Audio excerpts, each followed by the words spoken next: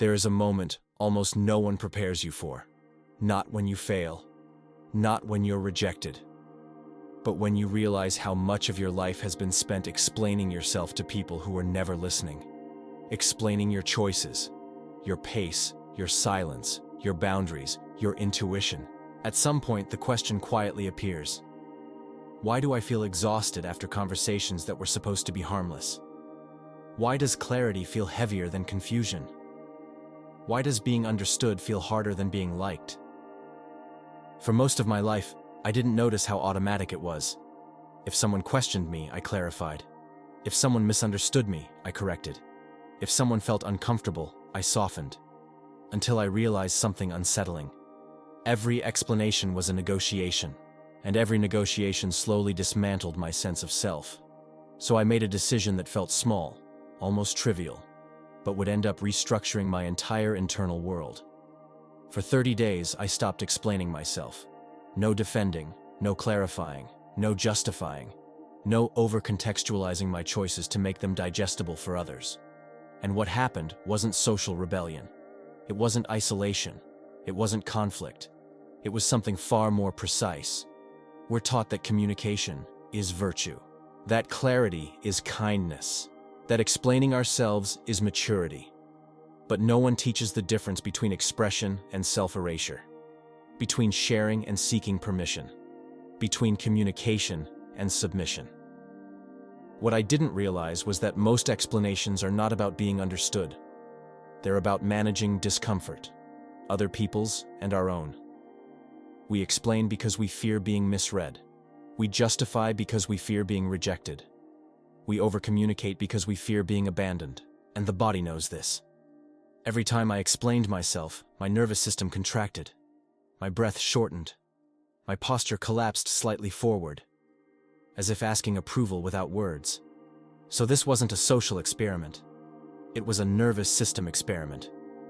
I wanted to see what would happen if, for 30 days, I stopped translating my inner truth into something safer for others to consume. Not aggressively, not performatively, just quietly. And here's the part that surprised me most. The world didn't collapse, but something else did. Days 1-3. The invisible shock of the nervous system. The first few days brought no external conflict. They brought about internal discomfort. And that was the first sign that something profound was being touched. Whenever someone questioned a simple decision. Why did you choose this? Why didn't you do it another way? My body reacted before my mind. A slight pinch in the chest. An almost imperceptible acceleration of breathing. A silent urge to explain. This impulse did not come from logic. It came from the nervous system. Explaining oneself is, biologically, a form of appeasement. It is a learned response to reduce perceived social threat. When I stopped explaining, my body interpreted that as a risk. No real risk, but risk air-conditioned. The social brain went on alert because for years it had learned that if I don't justify myself, I risk losing my sense of belonging. So, in the early days, I wasn't fighting against people. I was dealing with an old physiological conditioning. And instead of reacting, I stayed. This prolonged stay was the first real training in self-regulation. Days 4-7. When the world stops being dampened. Starting on the 4th day, something interesting happened. People started to react, without the shock absorber that my explanations provided. Previously, when I was explaining, I organized the narrative. It reduced ambiguities. It helped the other person feel comfortable. When I stopped, the other person had to deal with their own discomfort. And this revealed patterns. Some people, they designed security where previously there was doubt. They interpreted silence as firmness. Others, they tried to pull out more information. They insisted on asking circular questions. They became uneasy. This was not a communication problem. It was a test of emotional tolerance. When you stop explaining, you stop regulating the other person's nervous system. And not everyone knows how to self-regulate. This was a significant technical turning point. Excessive explanations create an invisible emotional dependency. They train the other person to use you as a stabilizer. When that fades, each person reveals their own inner structure. Days 8 to 12. The body takes over.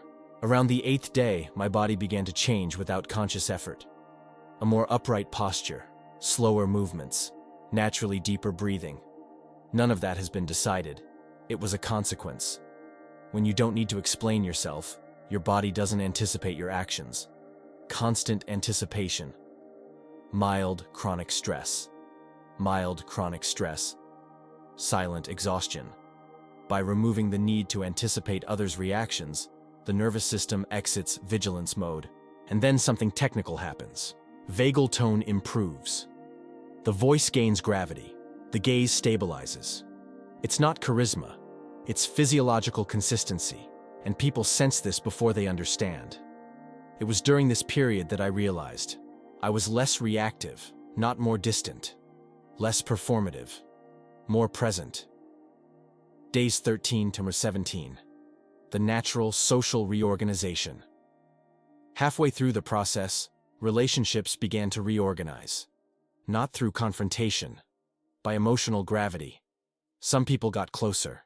Conversations became more focused, less noise, fewer unnecessary explanations from both sides.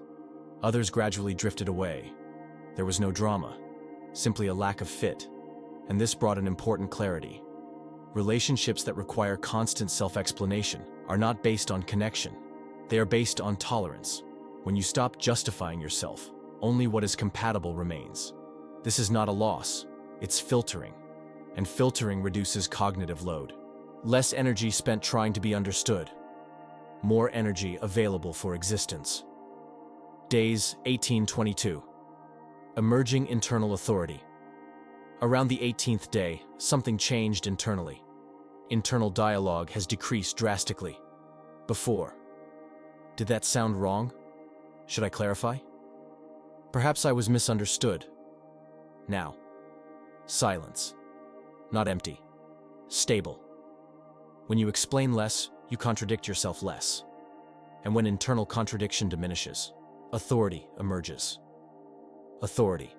Not in the social sense, but in a neurological sense. The brain stops constantly seeking external validation because identity is no longer fragmented. This creates faster decisions, less rumination, less regret, because the decision is already aligned from the start. Days 23 to 27. Measurable energy change. Last week, the effect became visible externally. People. They responded more clearly. At the end of 30 days, I realized something that changed how I move through the world forever. Explaining yourself doesn't create connection. Coherence does. You don't owe the world a translation of your inner truth. You owe yourself integrity. Most people fear that stopping explanations will isolate them. The truth is the opposite. It filters noise. It collapses performative relationships. It stabilizes your nervous system. And when your nervous system stabilizes, reality reorganizes around you. Not because you demanded it, but because there is no longer internal contradiction for the world to mirror. I didn't become colder. I became clearer. I didn't lose people. I lost distortion. And once you experience what it feels like to live without constantly justifying your existence, you don't go back. Because the moment you stop explaining yourself, you stop negotiating who you are. And from that point forward, everything that remains is real. They didn't test limits unnecessarily. They accepted no without negotiation. This happens because unexplained limits do not encourage bargaining. Explanation opens the door for argument. Presence settles the matter. And here is the central technical point. The world responds to stability, not argumentation. When your behavior is consistent, reality adjusts to conserve energy. Less friction, less resistance, less social friction, not through submission, for efficiency, structural learning. At the end of this process, it became clear. Over-explaining oneself is not humility. It's identity fragmentation. And stopping is not arrogance. It's integration. You don't become less approachable. You become less negotiable. And that changes everything.